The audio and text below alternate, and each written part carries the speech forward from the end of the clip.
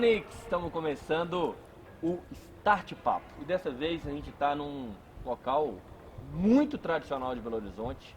Para quem é amante de esporte e futebol, essa aqui é a casa que todo mundo respeita muito em Belo Horizonte, mas também no mundo. Aqui é palco de Copa do Mundo, né?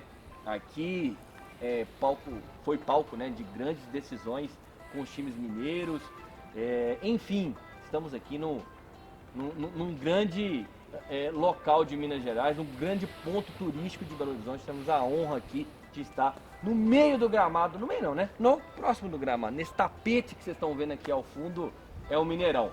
E hoje eu tô com um cara que tem 40 anos de experiência na engenharia, um cara que traz uma bagagem gigante pra gente, envolvido diretamente com a inovação em Belo Horizonte, como presidente da Funsoft, né?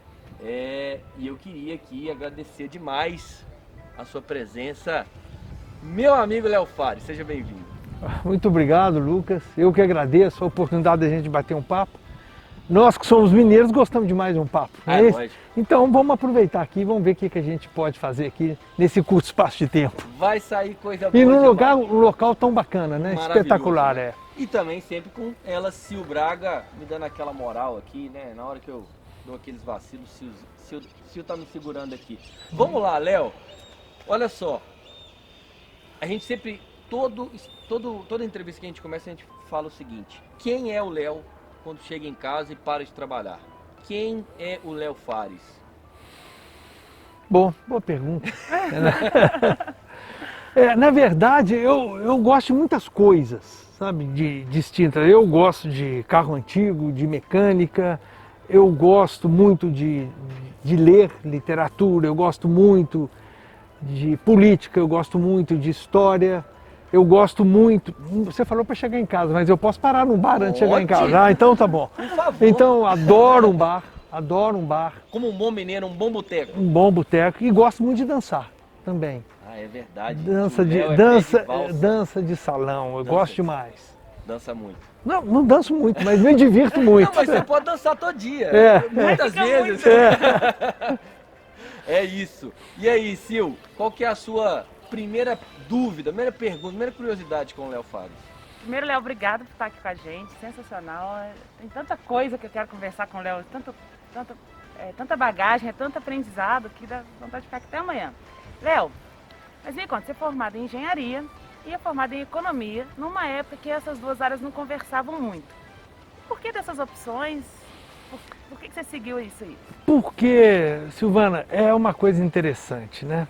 Só falar uma coisa, Lucas. Fica à vontade. Sem a Silvana, nós não somos ninguém, viu? Ah, é? Então, como você falou que no início, então, se tirar a Silvana daqui, acabou essa conversa. Não tem resenha, acabou a conversa. Eu posso sair e continuar. Bom, mas vamos lá. Na verdade, eu sempre fui assim, um pouco generalista, sabe? Então, a engenharia é uma visão de mundo, a economia é outra visão de mundo, a história é outra visão de mundo, a filosofia, a política, são diversas visões. Aí você fala, qual que é certo e qual é errado? Não tem nem certa nem errada, né? Tem um complemento e a habilidade está em cada momento você entender cada uma dessas visões, né? É parecido com um jogo de futebol esse negócio, sabe? Eu acho. Você acha? Eu acho que o futebol é a melhor metáfora pelo menos da atividade empresarial, sabe? Você precisa de ter competência técnica, você precisa de estar bem posicionado, você precisa de ter preparo psicológico para ganhar e para perder, você tem que saber trabalhar em equipe, tem que contar com a sorte e existe azar. Então, isso está no contexto da atividade empresarial, acho que está no contexto da vida da gente, né? Não é diferente. Isso que eu ia falar, está muito no contexto da vida da gente. O futebol é uma representação da vida em poucos minutos. Em poucos minutos. Eu acredito nisso, Concordo muito com você. E você começou a trabalhar na área de tecnologia nos anos 80. Isso. E naquela época, se eu estiver errado, você me corrige, Zona Franca de Manaus era algo muito forte nessa relação. O que você acha que mudou de lá para cá? Como é que você acha que está o momento hoje da parte de tecnologia no Brasil? Mudou tudo. né? Mudou radicalmente tudo. Naquela época, quando eu comecei, eu tive uma sorte danada, eu fui trabalhar numa empresa em São Paulo, que hoje nem existe mais, chamava-se ESCA Engenharia. Esses caras, eles estiveram envolvidos em vários projetos estratégicos do governo. Então, por exemplo, o programa espacial, quando eu entrei no programa espacial foi nessa época, os programas da Marinha, o controle do espaço aéreo brasileiro. Quer dizer, eram tecnologias muito sofisticadas e em que eles se meteram a fazer isso para dominar essas tecnologias, né? Então era um contexto em que, para você ter desenvolvimento tecnológico, estava sempre alinhado a alguma política maior. Então o Estado sempre presente ali. Presente, isso aí não tem dúvida. Como a Zona Franca de Manaus é a mesma coisa, né? Hoje, no meu juízo, né, o Estado brasileiro perdeu o rumo, ele não tem rumo tecnológico. Então, essa atividade do desenvolvimento tecnológico, das empresas inovadoras tecnológicas, elas vão de acordo com o que a maré permite, né? E isso tem um lado muito positivo e tem um lado negativo que atrasa o processo. Poderia juntar as duas coisas, como os americanos fazem, os ingleses, os alemães, os israelenses, enfim. Mas a diferença é brutal, é brutal. E qual que foram os principais desafios de lá até aqui? Eu acho que nós estamos falando da questão tecnológica, exato, né? Então, é o seguinte, o principal desafio continua sendo um desafio cultural. Ou seja, é preciso acreditar em duas coisas. E acreditar é uma questão de fé, né? Você precisa acreditar que tecnologia transforma a sociedade. Você tem que acreditar nisso. Se você não acreditar, você não embarca porque envolve muito risco. O risco tecnológico é inerente, né?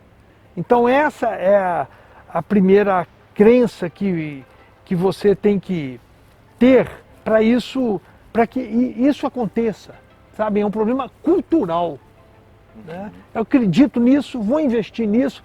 Mas pode dar errado? Pode, mas se der certo, como a gente vê acontecer, né? Vai ser disruptivo. Vai ser disruptivo, né? E esse problema continua.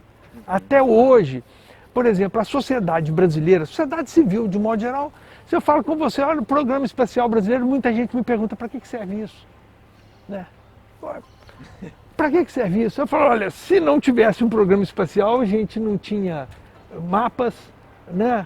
A gente não tinha Waze, a gente não tinha GPS, a gente não tinha nada dessas coisas. Mas as pessoas não conseguem enxergar isso, de modo geral. Então essa é um desafio que nós ainda precisamos vencer. Gente, tem gente que duvida de vacina, então, entendeu? Então o negócio é profundo. Nós estamos falando então de, além da fé, de educação, né? Educação. É um profundo, algo que o Brasil precisa continuar investindo muito. Então vamos recuar um pouquinho, nós estamos falando de pessoas preparadas. Okay. Tá? Pessoas preparadas, né? Então, preparadas tecnicamente e preparadas com espírito de empreender, né? Porque às vezes o cara é um técnico excepcional e não tem o espírito de empreender, não vai dar muito boa coisa. E ao contrário, você vê um cara que é empreendedor, ele é extremamente empreendedor, não está preparado para isso, é o seguinte, o que é um menino de 19, 20 anos aí que lidera o tráfico? Ele é um empreendedor.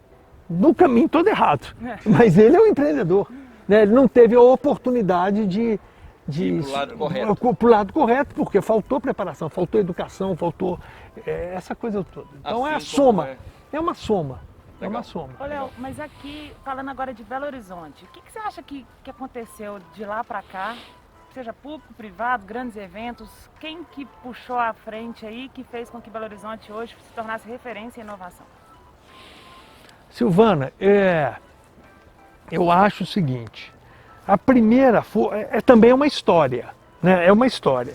Teve num momento, há 20 anos atrás, 20 e tantos anos atrás, uma iniciativa que foi do governo federal, que foi muito importante, que foi a Softex, né? A Softex 2000 que esses caras, qual que é a ideia deles? Olha, se o Brasil exporta, a participação do Brasil no mercado global é de 2%, então a parte de tecnologia tem que ser também de 2%. Então nós temos que exportar para poder a gente ficar no padrão, na média da nossa participação. Né? Então qual que foi a ideia na época? Gente, vamos preparar as empresas para exportação. Esse foi uma coisa, um projeto muito bacana por essa visão, quer dizer, ele lançou um sonho, e sem sonho a gente não vai, é a segunda coisa. É precisa do sonho, sem sonho a gente não vai. Né? É um sonho da empresa, um sonho pessoal, um sonho coletivo, sem sonho a gente não vai, não tem jeito de ir. Lançou um sonho e colocou as empresas brasileiras em contato com o mundo. Então isso foi um choque muito importante e eles inventaram um modelo que era uma política pública executada por entidades privadas. Então foi um negócio muito bacana e que deu repercussão em Belo Horizonte, em Recife deu muita repercussão, né? Que a gente é mais visível essa repercussão e mais tardiamente Santa Catarina também uma repercussão enorme. Depois disso, em função, a meu ver, da desestruturação das políticas públicas, em nível federal, em nível estadual, aquilo foi desintegrando, aí as empresas entraram. Né? As iniciativas empreendedoras, os empresários, isso aí mudou aqui o nosso cenário. Né? Com empresas que vocês já entrevistaram aí, são ótimos exemplos, né? E tem outras mais. Tem outras mais, não só na área de TI, mas na área de biotecnologia, né? E muitas que a gente nem sabe que tem. É muito engraçado isso aqui, que você conversa com um, conversa com o outro, quando você descobre, tem uma empresa nova que está trabalhando no mercado de tecnologia extremamente sofisticado que você nem conhece. Então aí foi uma ação empreendedora e da iniciativa privada. Agora, eu creio que se isso tivesse um pouquinho de articulação, não muito, mas um pouco mais de articulação, a gente daria passos mais arrojados. Né? Mais arrojados. Léo, completando aqui, mas aí você é um empresário de sucesso, uma empresa sensacional que você vai contar pra gente daqui a pouco quem é a Concert, o que a Concert faz. E trabalha, né, e se dedica ao ecossistema, ao TI, aí por meio da Funsoft, que é uma associação de empresas de tecnologia de Belo Horizonte. Por que isso? Por que você trabalha com uma associação? Qual que é o impacto de uma associação? A importância de se envolver aí com uma instituição como a Funsoft? Silvana, com a Funsoft e todas as outras que existem, qual que é a importância? Aí eu volto sempre ao nosso guru, professor Virgílio Almeida, né? Que ele diz o seguinte: em Minas, e vale para Belo Horizonte, porque no mercado de TI Belo Horizonte é 70% do que acontece em Minas Gerais, a gente tem muito neurônio e pouca sinapse. Tá certo? Então... Gostei do Dr. Virgílio. Muito neurônio e pouca sinapse, né? Então o que é? E a gente sabe que a sinapse é uma peça fundamental para tudo, né? Então não basta ter só o neurônio. Não basta ter, né? E se não tiver neurônio, não tem sinapse. Então precisa dessas duas coisas. E eu acredito firmemente que isso é transformador. Isso é transformador dentro da empresa da gente. Quando a gente esses movimentos novos de transformação digital que a gente está na moda, a Funsoft inclusive trabalha com isso, ajuda as empresas nisso, qual que é uma das características? É formar sinapse. Você quebra os silos da empresa e tenta uma relação mais horizontal possível, que todo mundo conversa com todo mundo. E a gente diz isso incentiva a criatividade, gera soluções, não é isso? Na sociedade é a mesma coisa. E, coincidentemente, se você observa em qualquer lugar do mundo que isso deu certo, o envolvimento da chamada tríplice hélice, né, academia, governos e a iniciativa privada, ele é fortíssimo. É por isso que eu acredito nisso. E gosto disso, acho isso bacana demais. Quando a gente consegue fazer alguma coisa legal, é muito bacana, né?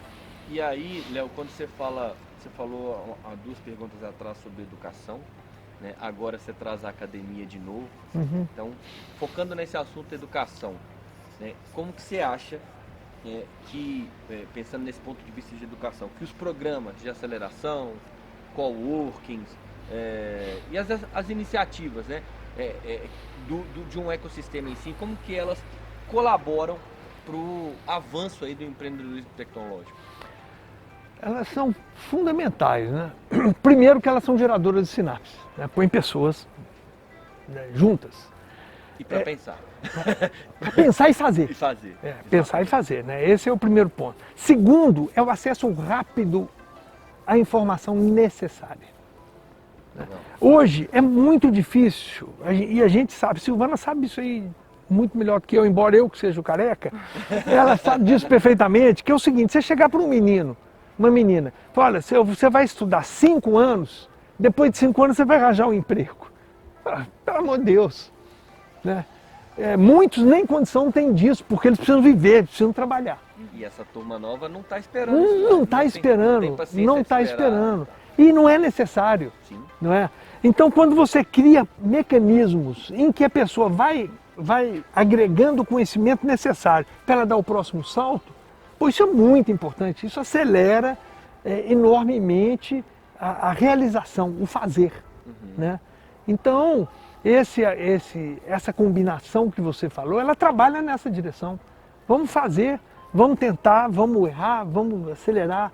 Agora, quero te dizer uma coisa, isso não é uma coisa assim nova não, viu? Não. Isso é antigo, esses métodos são antigos. Na década de 50, em plena início da corrida espacial, né, Guerra Fria, aquela coisa toda, os soviéticos colocaram rapidamente um satélite em órbita usando essa filosofia. Quer dizer, vamos fazer, testa, não deu certo, corrige, testa de novo, não deu certo, vai. Porque se você fosse aquele desenho, vamos fazer um projeto inteiro e depois nós vamos fazer uma bateria enorme de testes para depois tentar um lançamento, estava fora do contexto. Máxima que tem muito dentro da turma de startups, de inovação, de empreendedorismo, que é erra, mas erra rápido para você corrigir rápido e já acelerar na frente do mundo. Exatamente. Então essa cultura que você acabou de resumir aí vem dentro desse contexto que você está falando, de aceleradoras, coworking, enfim, os eventos. E aquela coisa, o convívio faz com que o que está mais fragilizado acredite que possa ser feito. Isso é muito importante. Dá um gás. Dá um gás. Claro, cara, é uma coisa muito interessante isso. Eu acho que chama até, poderia dar um nome aí, uma psicanálise empresarial, sabe? Uhum. Porque é o seguinte, se você junta 3, 4 empresários que vão abrir o coração, mas abrir o coração mesmo, dos problemas que eles enfrentam, que eles não têm coragem de falar que estão enfrentando, ele sai desse contexto muito fortalecido, porque ele vai ver que provavelmente todos os outros estão enfrentando a mesma coisa. E todos eles vão pensar juntos para tentar resolver. Ou o que eu experimentei não deu certo, isso aqui deu certo, e tudo, é isso. Talvez a solução já está ali até próximo, mas como ele não... Exatamente. Não teve acesso. Exatamente. Então, esse ambiente tem esse poder. Legal, muito legal. Ô, Léo, e aí você foi presidente muito tempo da Funsoft, hoje faz parte do conselho diretor da Funsoft, mas muita gente não sabe o que é a Funsoft, o papel dela, que faz um pouquinho dessas coisas que você contou aí. Uhum. Conta pra gente o que é a Funsoft e qual que tem sido o trabalho que ela vem desempenhando e o impacto dela no ecossistema de Belo Horizonte. Uhum. Bom, a Funsoft é uma associação, você já até falou aqui anteriormente, de empresas, de empresas de TI. Bom, e ela nasceu no contexto do programa Softex 2000, na década de 90, né? E o que ela era uma executora do programa Softex 2000, preparando as empresas para exportação. E o que significava isso? Olha, coisas que a gente nem sabia, sabe? A gente não tinha noção do que era isso não. A localização do produto. Olha, esse produto ele tem que ficar adequado à cultura do local onde você quer vender. Isso não é tradução, é muito diferente. A gente não sabia dessas coisas, né? E promovia vários eventos nacionais e internacionais para poder fazer essa conexão, essa educação informal, né, do processo. E depois nós fomos observando o seguinte no caminho. Olha, nós temos problema de qualidade. O nosso software não é tão bom feito a gente acha que é, não. Aí nós começamos a trabalhar a questão da qualidade. Qualidade de software, certificação, metodologias novas, que ajudavam, organizavam as empresas para fazer uma produção de um software de qualidade. E depois, aí à medida que o mercado foi demandando, nós fomos sempre nessa pegada de ajudar o empresário, o empreendedor que está começando a não cometer muitos erros, cometer poucos erros, né? E chega no momento que você vai discutir uma coisa mais no topo. Você começou lá embaixo, vai subindo, vai coisa no topo. Olha, vamos discutir modelos de negócio, vamos discutir o marketing internacional, como esse negócio funciona. Quando nós levamos o pessoal aqui no programa que fizemos com a Universidade de Stanford, com o apoio do Sebrae, da FIENG, do governo do estado, levamos 100 empresários mineiros para Stanford. Que teve, a Mônica Hawk esteve lá, né? O Daniel também até que esteve lá. E que, por que Stanford? É a Meca. É a Meca do empreendedorismo, né? E vamos levar o pessoal para lá, para poder, olha, também uma formação rápida, mas que teve um impacto enorme no ecossistema. Essa é uma visão, quer dizer, o apoio técnico para as empresas, né, em várias dessas técnicas. A outra questão é que a gente sempre trabalha a importância do trabalho conjunto, a importância do conceito de ecossistema, né?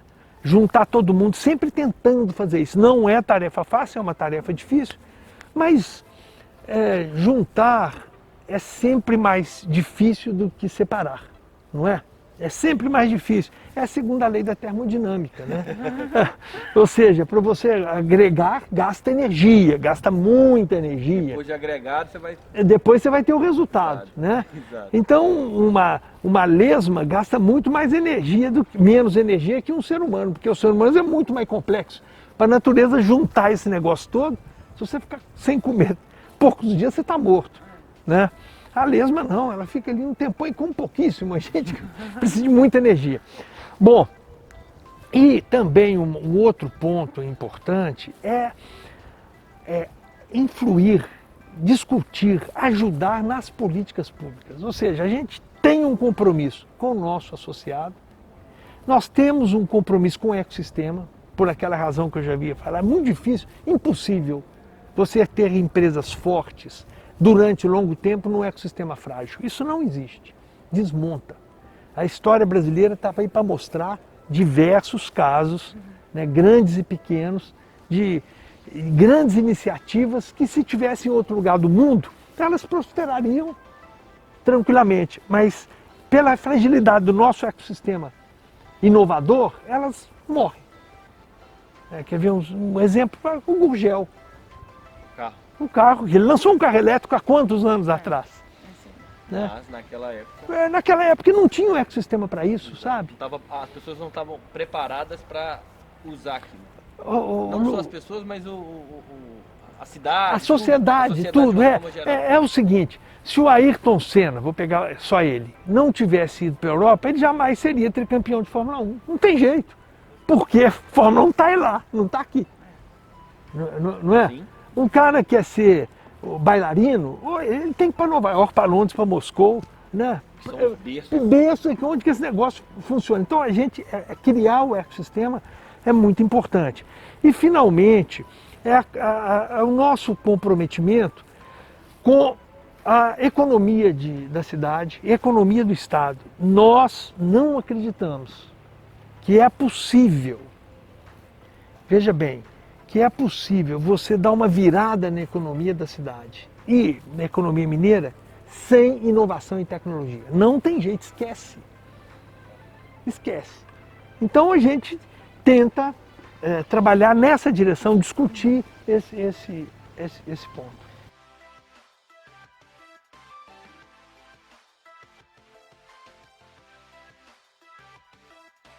Bom, Léo, e você, como a Sil falou, né? Você está na Funsoft, mas também, né, tem a Concert Technologies, que como fundador, né, é uma empresa também de tecnologia.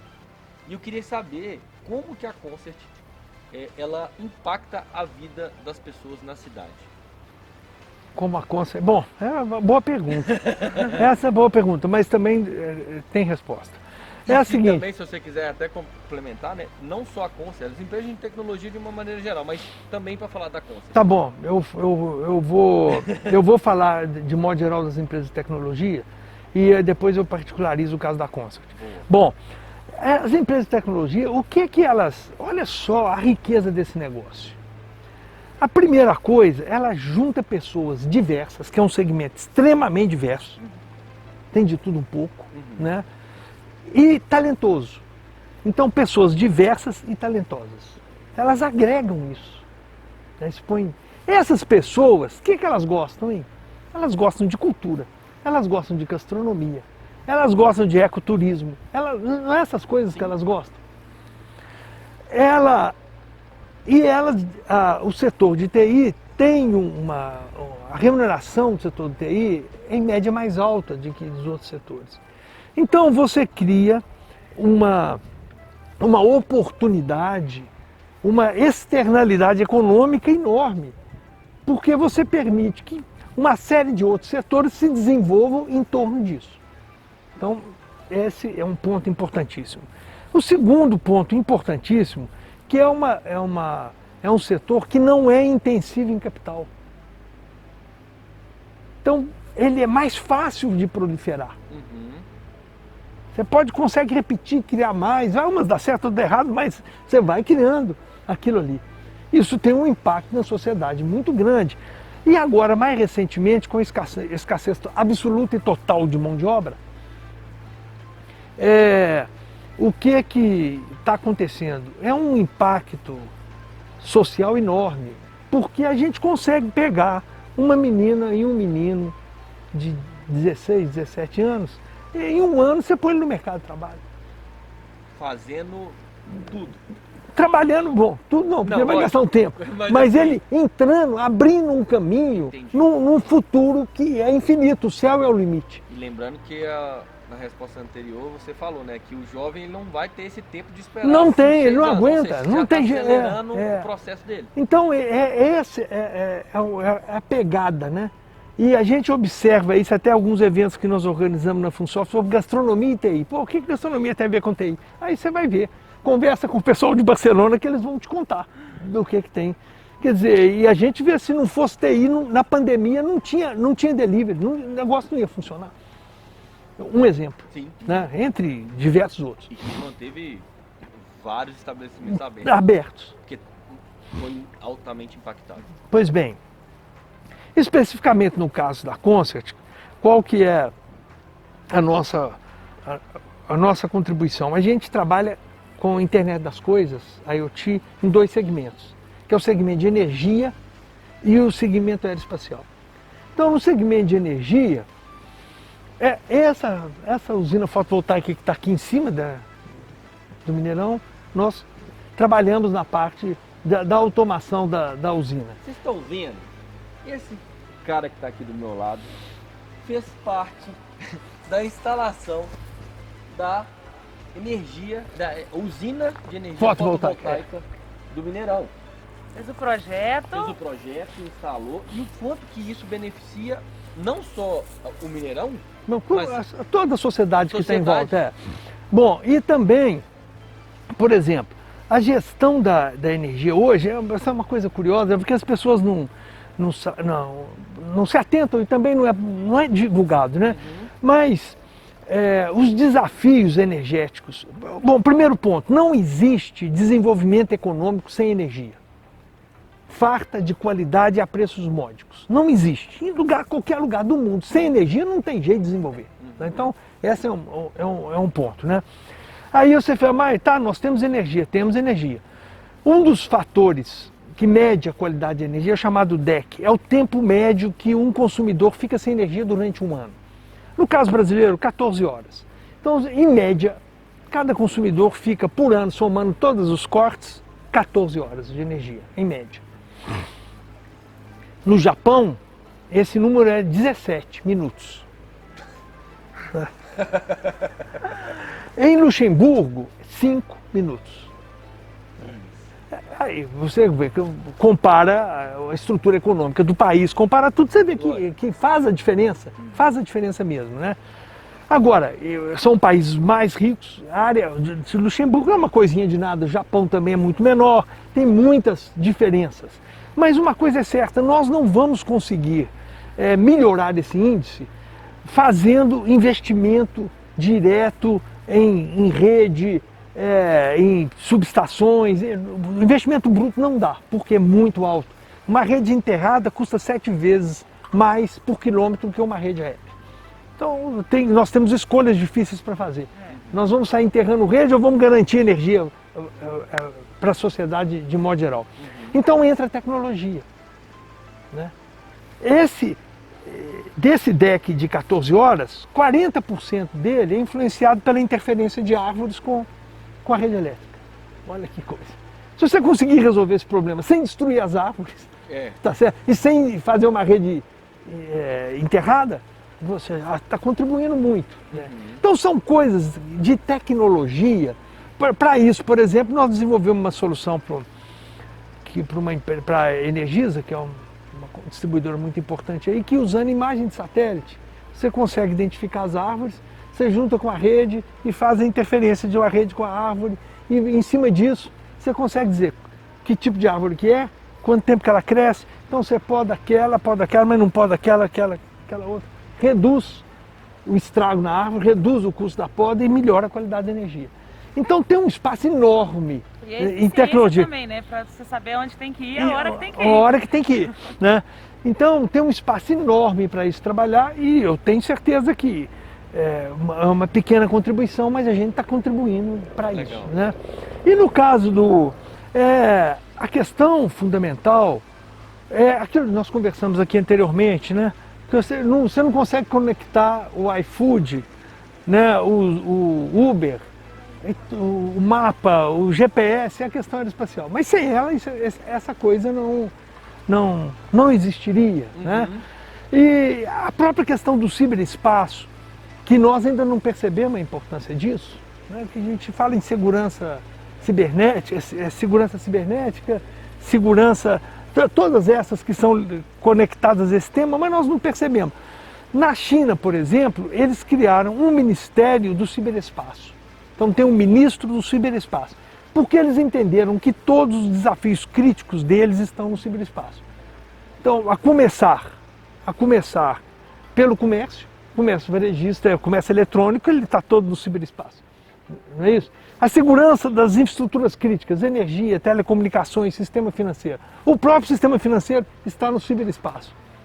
Né? E fora a defesa militar, que ela também está toda no ciberespaço. E você não vai ter uma posição relevante que o Brasil precisa ter. Só tem 3 países no mundo com mais de 200 milhões de habitantes e 8 milhões de quilômetros quadrados. Só 3. É os Estados Unidos, a China e o Brasil. Então, nós não vamos ter uma posição que precisamos ter no ciberespaço sem ter um programa espacial ativo, competente. Esse é um desafio aí, vamos ver quanto tempo isso vai gastar ainda para poder entrar na massa do sangue. Mas a gente trabalha nisso aí, ajudando o programa no centro de lançamento lá em Alcântara e em Natal, na Barreira do Inferno em Natal, para poder contribuir para esse negócio avançar. Estão gostando da gente aqui não, né? Saudade. tá passando de propósito, já deu uma volta. Tá filmando a Nossos gente. fãs. É. Nossos fãs. E aí, só pra pegar essa parte, você falou, né, que o Brasil ainda tem que evoluir muito nessa questão aeroespacial. Entender isso. Entender. Entender, Entendi. é. Entendi. Olha, e como é que o Brasil ele tem colocado a área de tecnologia aeroespacial no mundo nos últimos 30 anos? Assim? Qual que é o impacto do Brasil na aeroespacial no mundo? Ô Silvana, você sabe que existem algumas tecnologias, que são as tecnologias críticas e tecnologias sensíveis, que ninguém te vende isso não. Ou você faz ou você não tem. E quando você compra bem antigo. Você não vai comprar a última geração, não compra, não vende, porque isso tem uso múltiplo, né? Isso, o maior uso, enormemente, é comercial, mas tem uso militar. Então, as pessoas você não consegue comprar, né? E, infelizmente, embora haja esforços relevantes, nós ainda não conseguimos ter uma articulação que garantisse recursos contínuos. E, primeiro, recurso contínuo, e depois uma articulação com universidades, a tríplice hélice. Nós não conseguimos montar uma tríplice hélice eficiente nesse segmento. Então, não consegue fazer as coisas, e quando consegue, numa velocidade muito baixa em relação ao que está acontecendo no mundo, sabe? Então, tipo isso. assim, se eu estiver sendo muito raso, você me corrige. Mas tipo assim, nos Estados Unidos a gente vê, por exemplo, já tentando lançar foguetes para pessoas ir para o espaço. Pessoas comuns como nós. E a gente ainda tem a dificuldade de lançar um foguete militar. Tipo isso ou não? Não, é tipo da seguinte, isso mais ou menos, é isso mesmo. Nos Estados Unidos hoje, eles já tem empresas privadas que fazem lançamentos, né? Que vão na estação espacial, que o outro faz uma viagem. Já tem essa comunicação governo. Isso funciona desde a década de 50, início da década de 60. Tá? Conseguiram fazer isso. E nós hoje ainda não conseguimos colocar um satélite em órbita. Entendeu? Então, o que os russos fizeram em 1957, até hoje nós não conseguimos fazer. Não temos satélite? Nós temos. Os centros de lançamento, nós temos. Mas não conseguimos fazer ainda um foguete com essa capacidade que funcionasse. Já fizemos, mas não funcionou. Bom, Léo, a gente conversou aqui agora como que essas ações, né, das empresas de tecnologia, como que elas impactam na vida da sociedade. E como que essas mesmas ações, como que as empresas de tecnologia, elas podem, não só, elas impactam, mas como que elas podem colaborar com o turismo? Eu vou dizer uma coisa para você, que também a gente não percebe, mas você não consegue fazer nada de turismo hoje sem tecnologia. Absolutamente nada.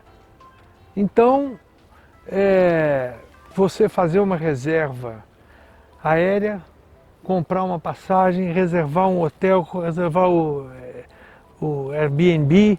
Como é que você faz isso sem TI? Como que você fica conhecendo os restaurantes do lugar que você vai, as atrações turísticas? Como que você identifica ou acha um guia? Como é que você faz isso sem tecnologia? Como é que você vai de um lugar para o outro? Você acabou de falar do GPS, do mapa. Não tem jeito. Então essas coisas, como tem, a gente não percebe. Se tirar...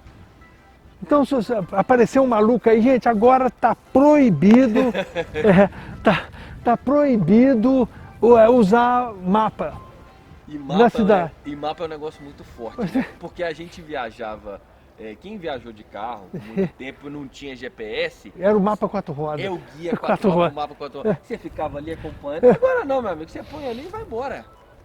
É uma outra coisa, né? Impacta demais na vida da gente, só que, igual você falou, entrou no ritmo, né? As pessoas não conseguem mais fazer essa associação que a tecnologia está muito forte. Mas vamos um passo adiante. E o turismo virtual, que é uma ferramenta de marketing poderosíssima. Quer dizer, eu faço o sujeito fazer um passeio em Ouro Preto, ele está lá na Dinamarca. Ele faz um passeio em Ouro Preto, ou faz um passeio no Rio Negro. da Dinamarca. Ele fica doido, eu quero ir lá nesse lugar. Quero Não é ver assim? isso, quero conhecer. Então, essa questão, ela está aí todo dia. Agora, o problema, da mesma maneira que alguém pergunta, o que pode fazer para o turismo? É o contrário. Sem isso não tem turismo? Né? Turismo moderno? Não tem. O problema é que a gente não percebeu ainda a importância dessa ferramenta, dessas tecnologias e do domínio delas como uma alavanca de desenvolvimento econômico. Sabe? Não percebemos isso ainda. É a mesma linha de educação e desenvolvimento econômico. Às vezes, eu até usei a expressão errada, olha, tem um efeito social de educar a juventude e gerar oportunidade de trabalho. Não, é o contrário. Nós precisamos daquelas pessoas educadas para as empresas crescerem. É o contrário. Né? Mas a gente ainda não percebeu isso.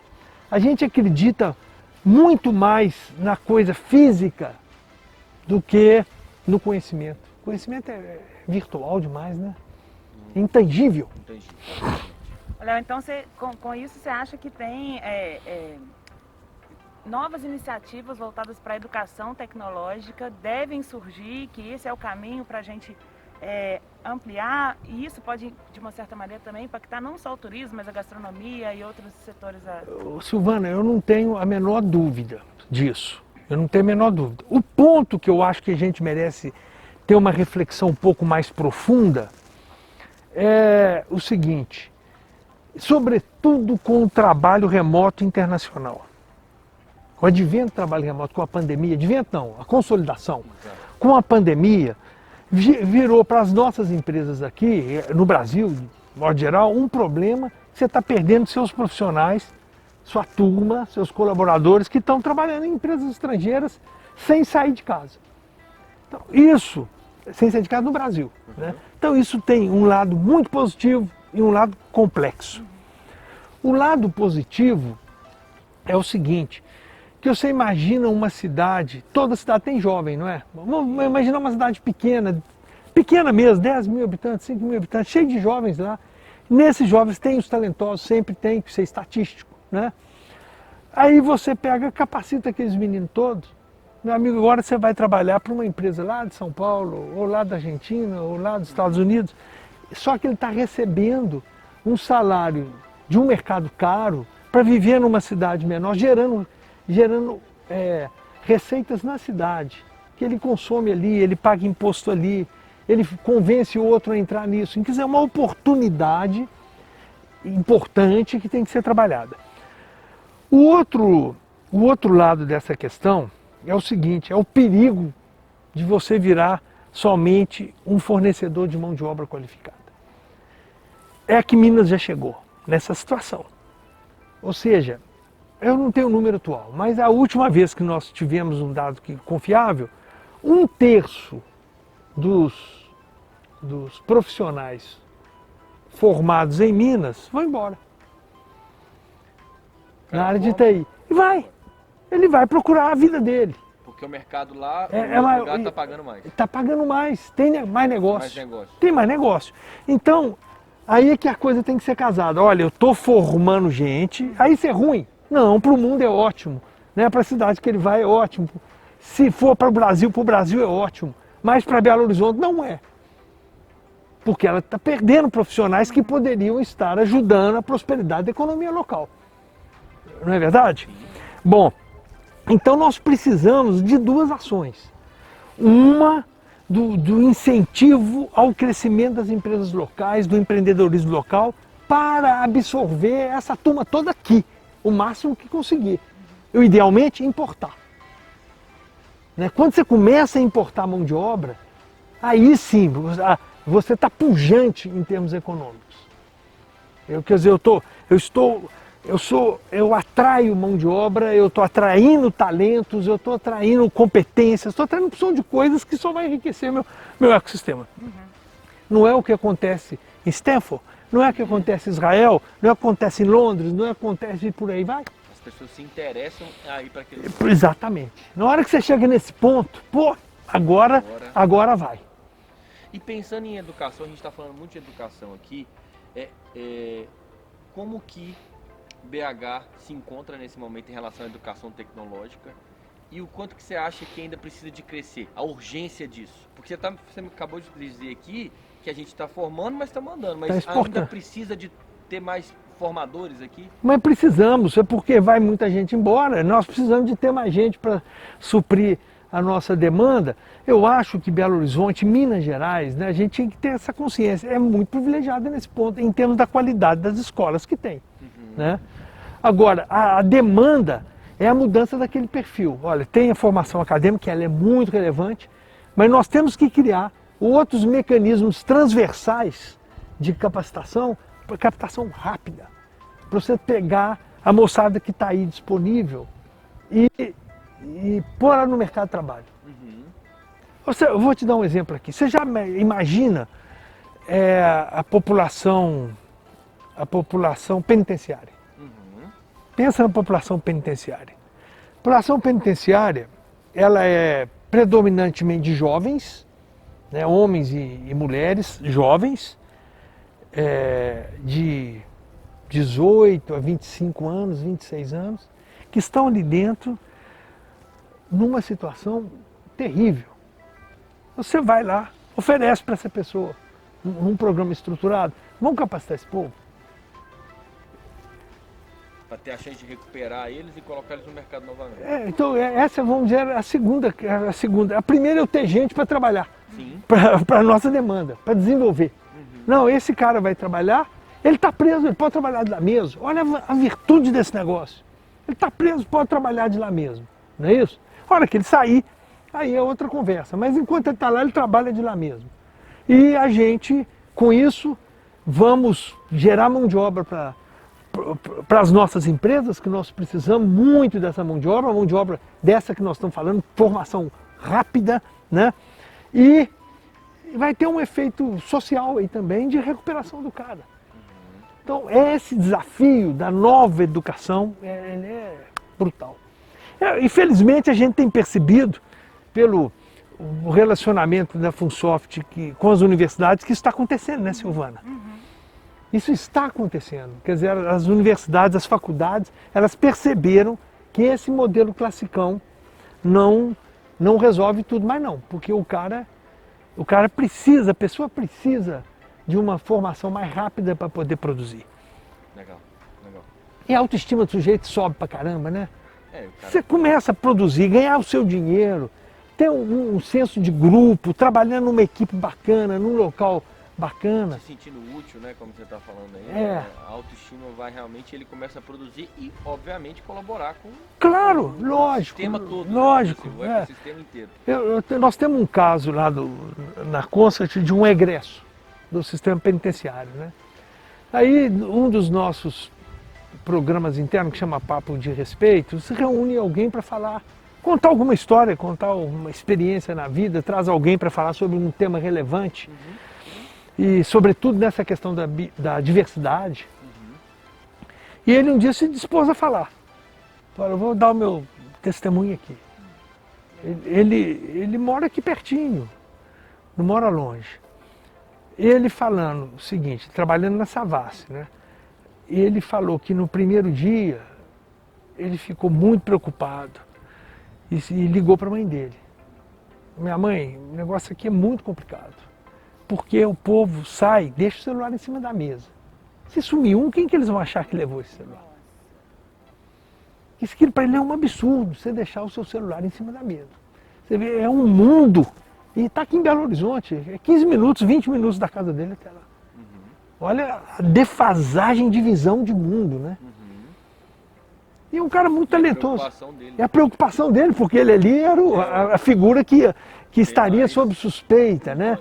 Mas essa questão da educação nesse novo modelo, ela é muito importante, muito, para o ecossistema, né? Bacana demais. Léo, a cidade tem o BHTech, que é o Parque Tecnológico, tem o escritório do Google, aceleradoras, incubadoras, enfim, tem um ecossistema aí muito pujante na nossa cidade. Isso poderia ser considerado como um indicador que Belo Horizonte é uma cidade inteligente? Você acha que tem alguma coisa relacionada? Olha, é obviamente que tem, mas são muitas iniciativas legais, né? Muita coisa boa que acontece na cidade, várias iniciativas, inclusive da iniciativa privada, ou seja, investindo em núcleos de empreendedorismo, né? O caso da Orbe, né? Que é uma iniciativa da MRV com a Localiza, Banco Inter. Quer dizer, olha, os caras resolveram fazer isso, olha que negócio bacana, isso demonstra uma mudança cultural em curso, né? Agora, para chegar na cidade inteligente, faltam algumas coisas. Então esse é um ponto relevante, mas faltam algumas coisas. E isso está, o conceito da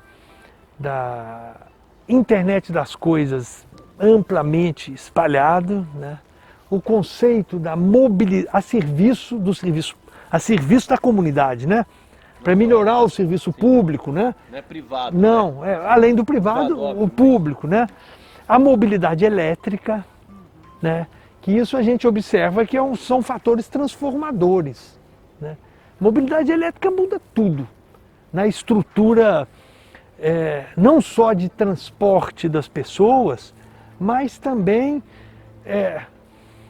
por exemplo, em alguns lugares do mundo, já como funciona da seguinte maneira: se você concordar que entre meio-dia, 11h30 e 1h30, o seu carro fique parado e a concessionária usa a energia que está na sua bateria, você está parado ali ligado na tomada. Mas em vez de receber energia, você está injetando energia na rede. Se você concordar isso, você deixa na sua casa ligado de madrugada que você ganha energia de graça. Carrega a sua energia de graça. Olha que trade-off, né? Muito radical. Uma troca e o governo também enxergando esse valor, né? Que hoje não acontece isso, hoje é só consome e paga. É a concessionária, nem é o governo, né? Isso exige uma regulação da agência reguladora, exige uma série de coisas. Aí você começa a conversar de outra maneira, né? Porque essas coisas, elas vão carregando com elas uma porção de novidades.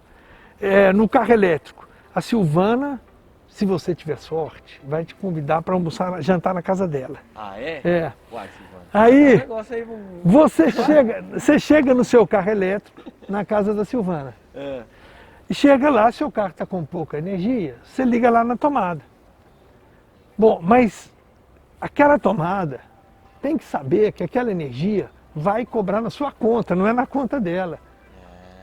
Verdade. Olha como é que as coisas vão... Essa malandragem de chegar lá e... Da mesma maneira, se você for ao Rio de Janeiro e ligar lá no qualquer lugar, a Light tem que saber que você é cliente da CEMIG.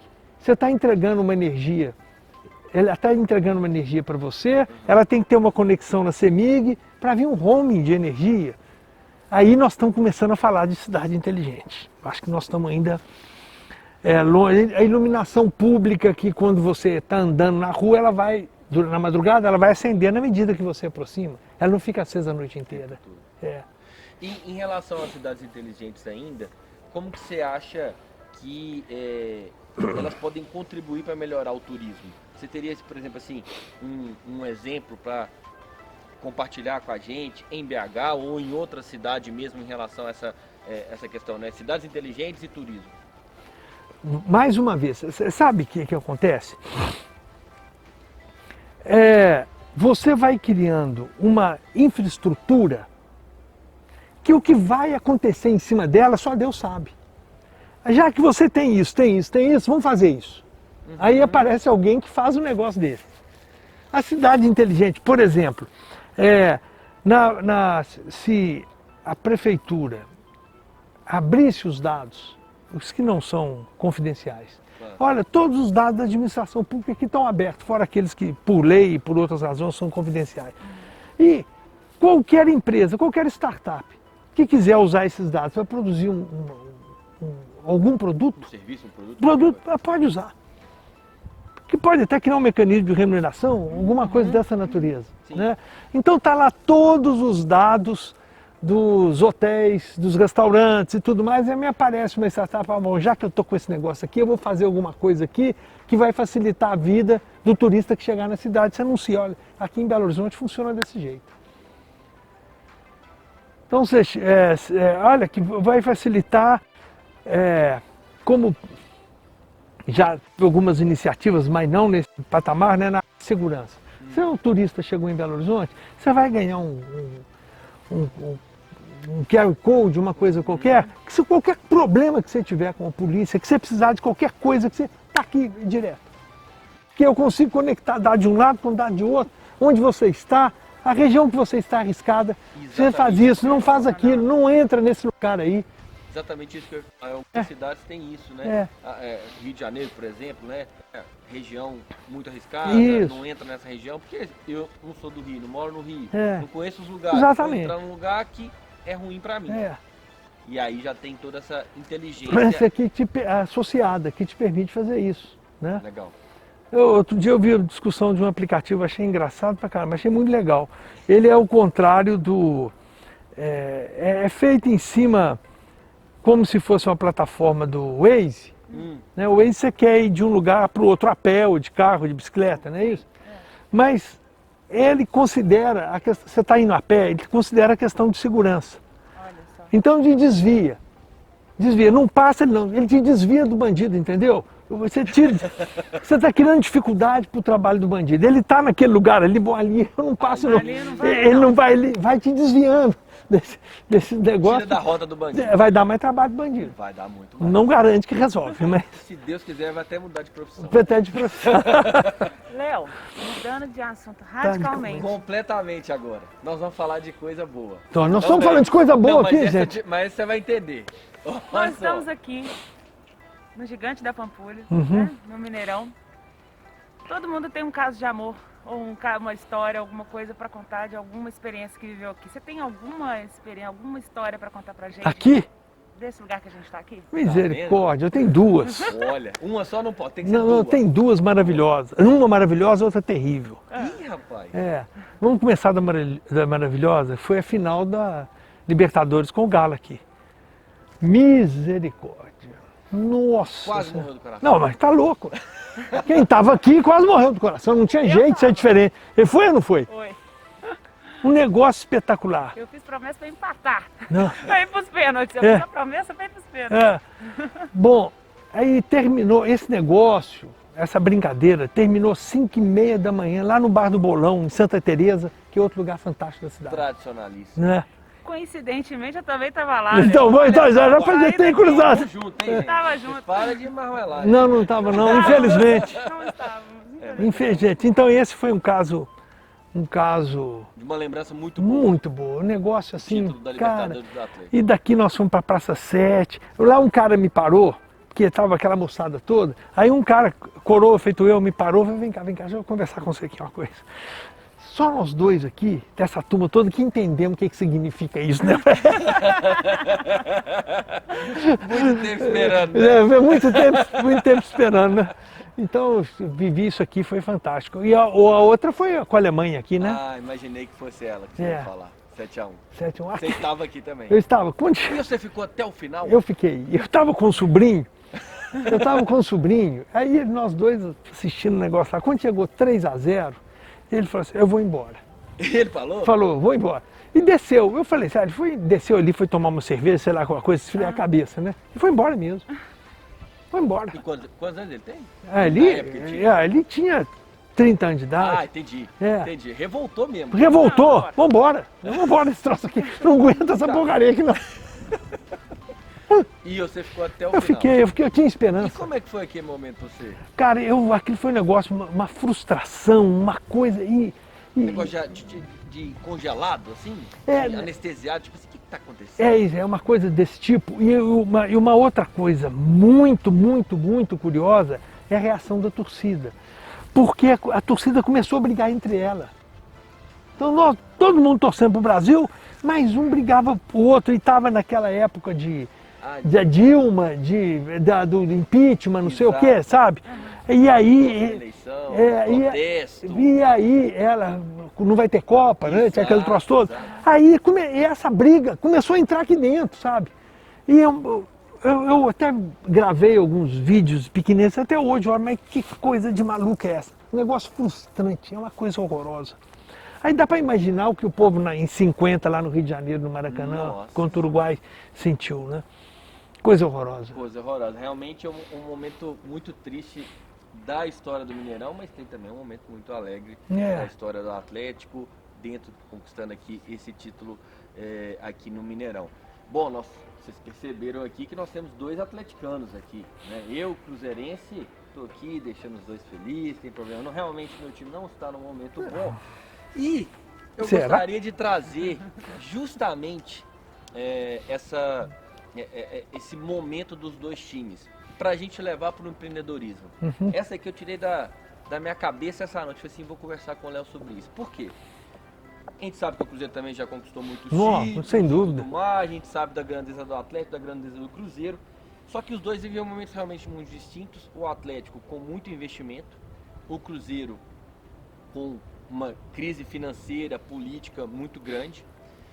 E aí, levando isso para o mundo do empreendedorismo, a primeira pergunta que eu queria te fazer é: como um empresário, um empreendedor, ele tem que se comportar se isso acontecer em algum momento da empresa dele? Um momento muito ruim de queda de receita, de faturamento e tudo mais, ou também um momento de alta, né? de grande valor no mercado.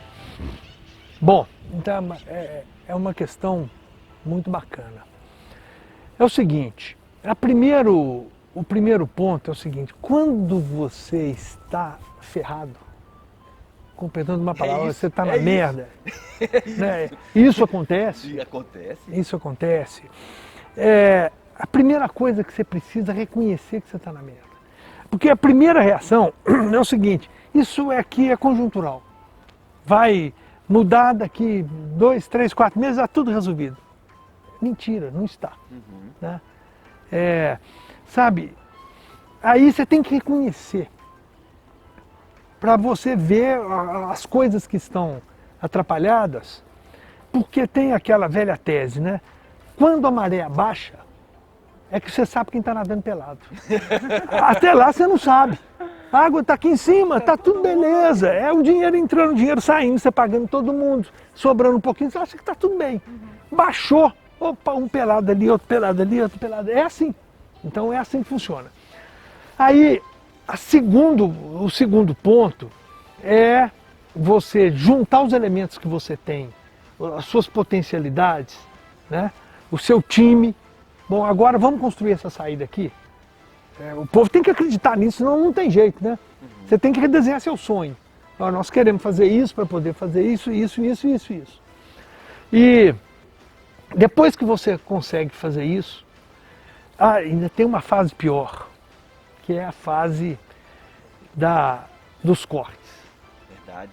Você começa Não tem coisa pior na atividade empresarial do que mandar a gente embora. Porque em muitas circunstâncias você tem que mandar gente muito boa. Perde amigos, perde gente competente, o seu time enfraquece, tem a opção de... Mas tem que fazer. Senão aí... A roda para. A roda para. A roda não pode parar, né? Porque... E a roda parar numa empresa, para mim é o fluxo de caixa. Né? Quem fecha a porta de uma empresa não é prejuízo. Você pode tomar um prejuízo durante muito tempo, algum tempo, desde que você consiga manter o fluxo de caixa funcionando. A hora que o fluxo de caixa parou, aí acabou. Né? Então, o fluxo de caixa, nesse particular, é mais importante que a mãe. Tá certo? Porque a mãe sempre é compreensiva. Ele não é. Ele não é. Então, ele te liquida. Né? Então, você fez reconheceu que você está ferrado, você entendeu o contexto, faz o que tem que ser feito, às vezes muita coisa desagradável, coisa que você jamais gostaria de fazer e tem que fazer. E vamos reunir as forças de novo, reapontar e vamos trabalhar. E quando você consegue sair do outro lado, Que você começou a ganhar dinheiro, aí você já está na o bonança. negócio começou a funcionar, pô, aí a autoestima eleva, você fica... Mas tem uns cuidados quando você está ganhando muito. Esse é o maior perigo, né? Exatamente. Você dando a fazer besteira. Porque você acha, a gente acha, que aquele ciclo, ele é interminável. Mas não é, ele vai terminar. Pode ser ali, pode ser aqui, mas ele vai terminar. Né? Então, manter a humildade é uma virtude fundamental, dificílima. Né? Porque nós somos onipotentes, não é isso? O ser humano é onipotente, ele acha que ele acertou, não vai errar mais, mas vai. É seguro que vai errar. Então você tem que tomar cuidado também com esse aspecto. E ainda pegando mais um momento do futebol de Minas, mas também do Brasil de uma forma geral, que é essa questão dos clubes se transformarem em clube empresa. E por que eu estou pegando esse assunto? Porque eu acho que tem muito a ver com o momento de pequenas empresas e startups que começam a receber investimento. Isso. Tem essa oportunidade. Como é que você, o que você falaria para as startups mesmo, para os empresários, empreendedores que estão nesse momento, qual as dicas que você daria, enfim. Olha, deixa eu te falar uma coisa. Tem uma coisa que a gente tem que separar bem, viu? Gestão de empresa é uma coisa, gestão pública é outra coisa, completamente diferente, é um outro animal. Então, é muito comum a gente ouvir as pessoas aplicando, vamos fazer isso na empresa dá certo, no governo vai dar. Não vai, não dá. Não é porque é outro bicho, completamente diferente, né? São várias diferenças, a empresa tem uma virtude que ela pode falir. O Estado não pode, né? Olha, a polícia militar está dando errado, fecha a polícia militar. Não tem jeito. Isso é uma coisa. Toda vez que você corta custo no governo, você piora o seu serviço. A menos do ganho de produtividade, mas você piora o seu serviço. E na empresa, às vezes você corta uma área inteira, você vai enriquecer porque aquela área estava toda atrapalhada. Né? E finalmente futebol. E o futebol tem um fator fundamental, que ele é movido pela paixão. A razão aí é muito pequena, gente. Até para você entender, encher um negócio desse aqui, a gente morrer, tem gente que passa mal. Nós falamos 2 momentos aqui que já deu exaltado. Não é isso? Então, o futebol é movido pela paixão. Né?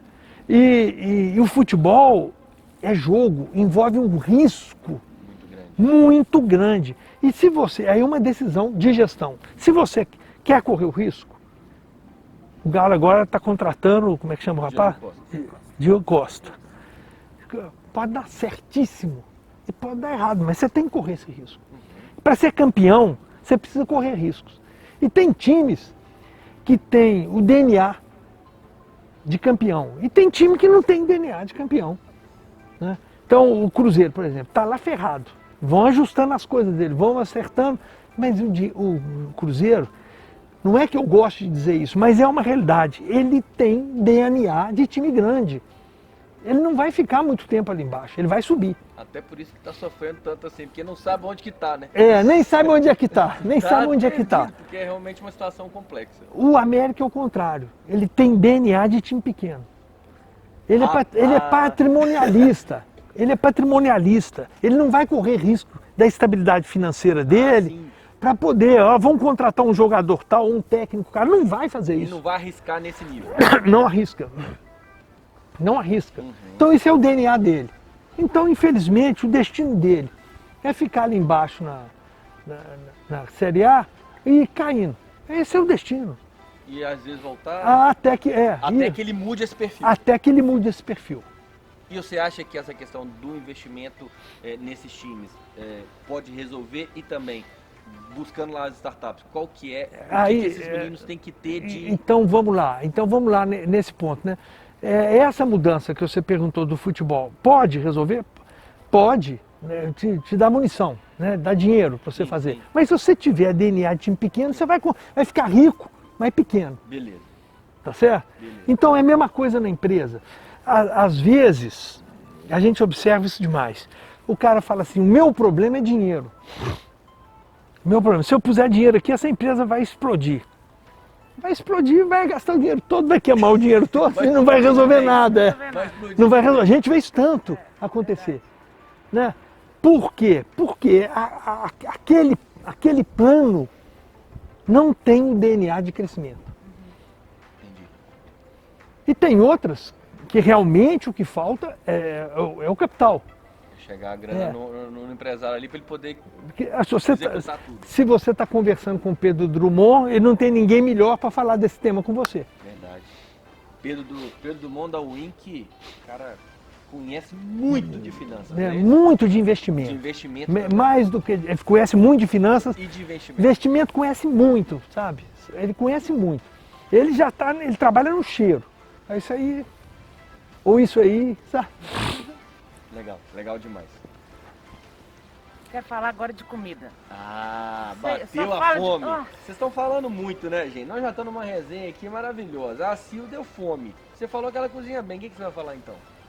Mas não vou falar da minha comida, não. Vou falar da comida do Mineirão. Ah. Tropeirão. Olha o tropeiro. Tem Achei que que ela ia vir fazer uma aqui, comida Léo. aqui pra Não, gente. eu tô no Mineirão. Quero comer tropeiro do Mineirão.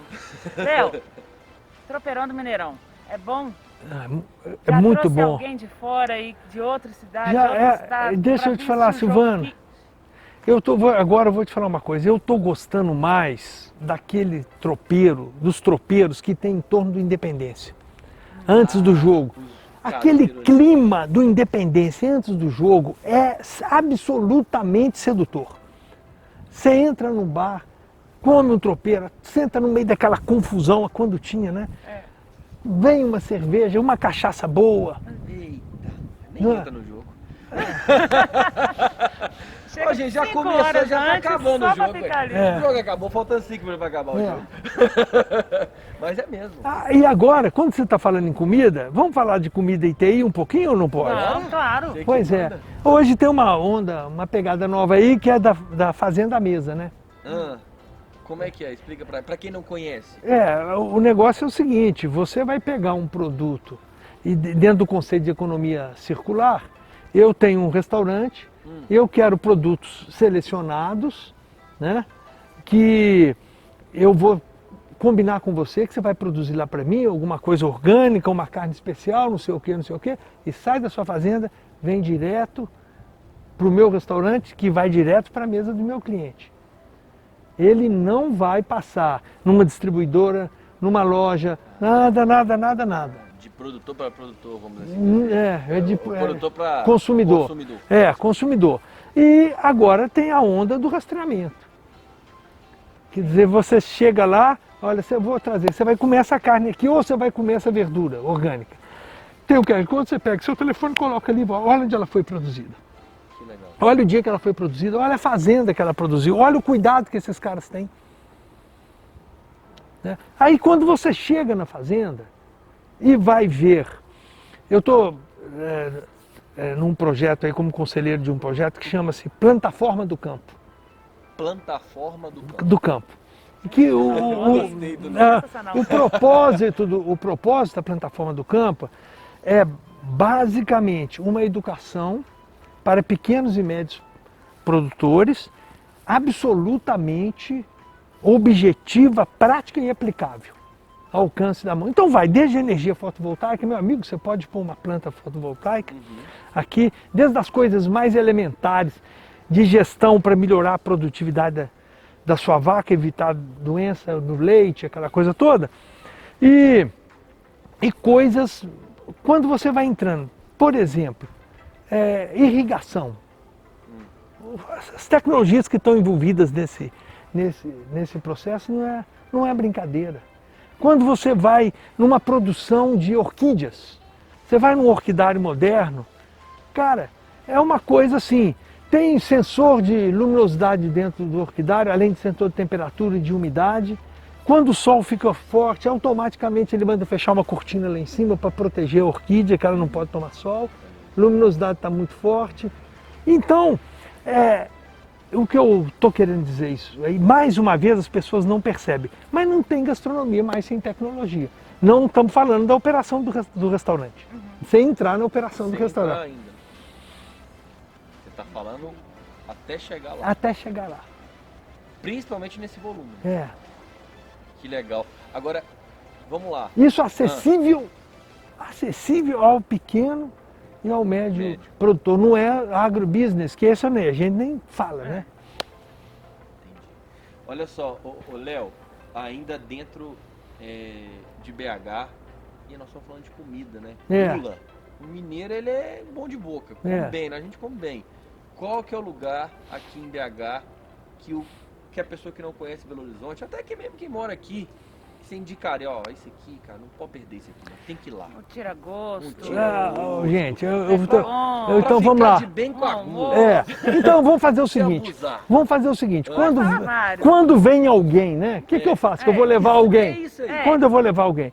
Eu, por exemplo, eu não perco hoje de levar o cara ali no Redentor, na Savassi. Aí sim, hein? Para tomar um chopp lá, que ele tem vários chopps muito bons. Eu não perco agora de levar no Bar do Careca, ali na Cachoeirinha, que tem a melhor língua de Belo Horizonte. Olha isso. Bar do Careca eu não conhecia, Redentor eu conheço. Ó, tá vendo? Por isso que eu falei, até quem mora aqui em Belo Horizonte, porque tem lugar aqui que você não conhece. Não, mas é cheio. O Bar Cabernet, que é um restaurante misturado com bar que tem ali na Savassi, com vinho, é uma delícia, né? Tem os tradicionais. A Dona Derna, hoje por acaso eu almocei lá, e tem 40 anos esse negócio, 40, 50 anos. Eu não conheço. Onde que fica? Fica na Sergipe, fica na Levindo Lopes, no fim da Levindo Lopes, ali naquela entrada de trás do palácio, sabe? Com o Tomé de Souza. Nós temos aqui nesse Por Start Papo a nossa produtora, que é a Luana do Turismo de Minas. Você tá falando, ela tá lá assim. Bom demais. Mas não é?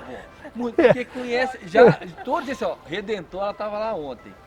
Você falou aí da Dona Derna. Também fez joia pra você. É. Você tá assim, dentro do padrão turismo, amigão, você tá entregando tudo. Gente, a Belo Horizonte, nós ainda também outra coisa que a gente não percebe, né? Sim. Belo Horizonte tem algum serviço. Verde Mar. Onde é que tem o Verde Mar? Talvez lá em São Paulo, a Santa Luzia. Onde que tem um lugar igual ao Verde Mar? Um supermercado da qualidade do Verde Mar. Seleção de produtos, né? E oferta, né? Oferta que eu falo assim, não de valor, mas assim, vários tipos de muitos produtos. E aí, e tem uma outra, nós ia mudar de assunto, não vou mudar de assunto, vamos continuar na gastronomia. Por exemplo, o viés cultural da cidade, gente. A música. As artes plásticas, os movimentos populares. As pessoas. Olha, eu como falei, gosto muito de dança, gosto muito de samba. Se você pega o fim de semana, agora o negócio, por causa dessa pandemia, mas as rodas de samba que tem em torno da cidade, nos bares tradicionais, samba de raiz, da melhor qualidade. Aqui no bairro São Paulo tem um que chama Bar do Cacá. Tem uma roda de samba ali, gente. Eu tenho oportunidade de gente aqui. Chegou em Belo Horizonte, eu levava no Bar do Cacá. Então é muito rico. E não podemos nos esquecer que Belo Horizonte, embora uma cidade muito nova, ela é uma síntese de Minas Gerais. Por ser a capital, ela atraiu gente, né?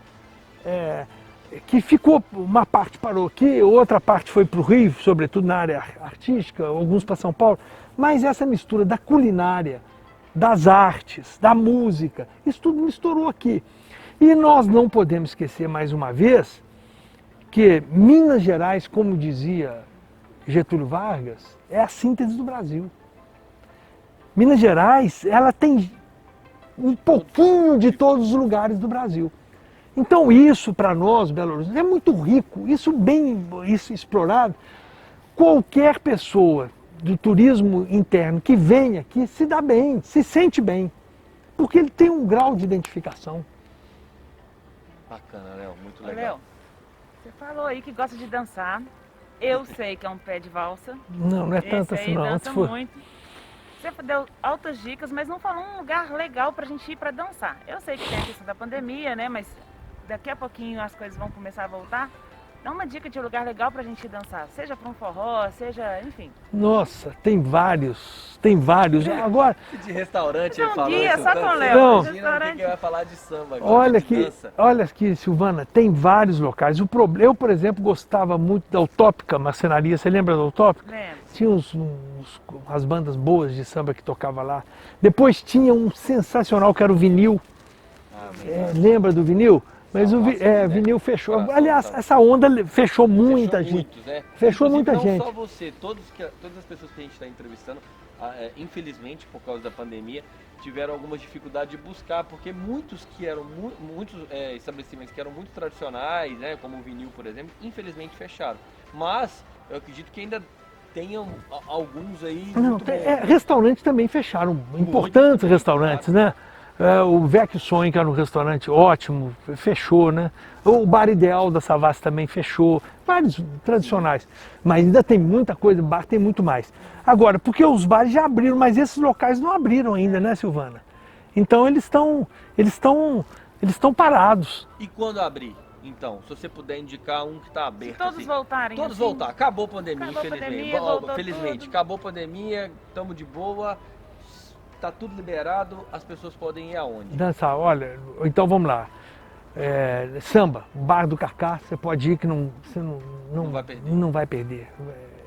É muito. Mas o Cacá é bom mesmo. É muito bom, é muito bom, é muito bom.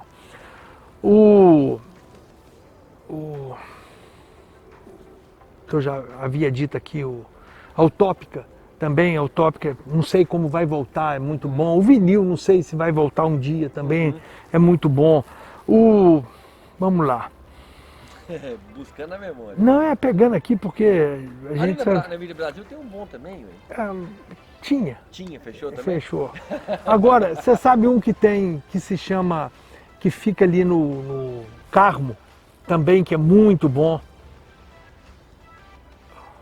Eu não lembro o nome, eu ia muito lá. No Carmo, e quando a gente ali perto da avenida, da rua Pinhuí descendo, Aham. a gente desceu, cruzou a Montes Claros, você vem descendo, vira à direita, numa ruazinha ali tem também um lugar de dançar samba muito bom. Como é que chama? Boa. Juboa. Ela tá vendo? Você tá falando, eu adoro. Tá vendo? Eu adoro samba, adoro comida. Pois é. Luana Souza ajudando a gente aqui. Tá vendo, Luana? Obrigado, Luana. E tem muitos outros. muitos Né? outros. Hoje mesmo eu tô indo para um samba que tá voltando. Léo, cara, obrigado, cara. Ah, que bom. Infelizmente a gente tá acabando, né? Podia ficar aqui resenhando, mas tá aquele negócio, né? Daqui a ficasse mais ia ter a cervejinha, aí o come, a blusa de frio, e aí a gente ia ficar aqui até a madrugada. Ia fazer até uma lareira aqui, ó. Deixa, A primeira lareira do Mineirão. deixa eu te falar uma coisa. Nós não falamos nada aqui de cachaça, né? Uai, E se você for ver, até ir na Verdade, cachaça, na produção da cachaça, conta pra gente. nós temos o nosso amigo Fernando Leite, não é isso? Fernando Leite. Inclusive convidei o Fernando Leite para nos ajudar na plataforma, exatamente para agregar a comunidade dos cachaceiros. O que a gente pode fazer para poder divulgar essas tecnologias, esses conhecimentos práticos que funcionam, para aumentar mais gente produzindo cachaça de qualidade, né? Mas, em síntese, não tem jeito mais das coisas funcionarem sem TI. E eu vou encerrar aqui dizendo para vocês o seguinte, uma história muito antiga, um ministro responsável pelas exportações na Alemanha, um dia numa entrevista pública, perguntaram para ele falando os dados da exportação alemã, perguntaram para ele sobre a exportação de automóveis. Ele falou, isso eu não sei dizer porque nós não exportamos automóvel. Como a Alemanha não exporta automóvel? E a Mercedes, a BMW, a Audi, tudo mais que faz. Não. Nós exportamos software sobre rodas. Ai, ai, ai. Esse é o conceito. É isso aí. Esse é o conceito. Gente, muito obrigado.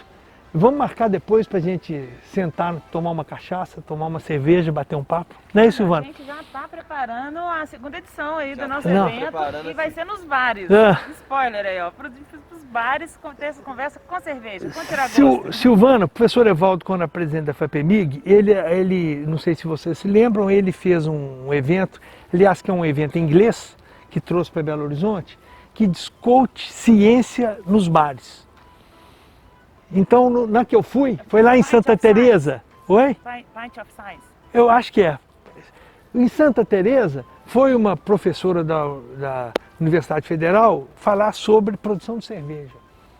A tecnologia de produção de cerveja mais sofisticada, não sei o quê, não sei o quê, não sei o quê. Então, gente, não tem jeito. E aí sim os neurônios vão fazer todas as Aí sinapses funciona possíveis. tudo maravilhosamente.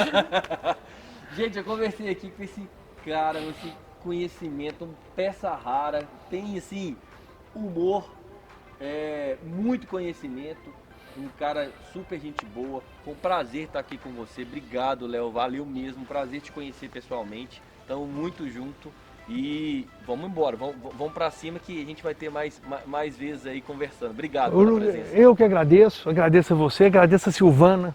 Grande Silvio. A Silvana, o que ela está fazendo na Funsorte, misericórdia. Tá fazendo miséria lá? Só Jesus na causa. Mineiro que fala, tá fazendo miséria. É isso aí.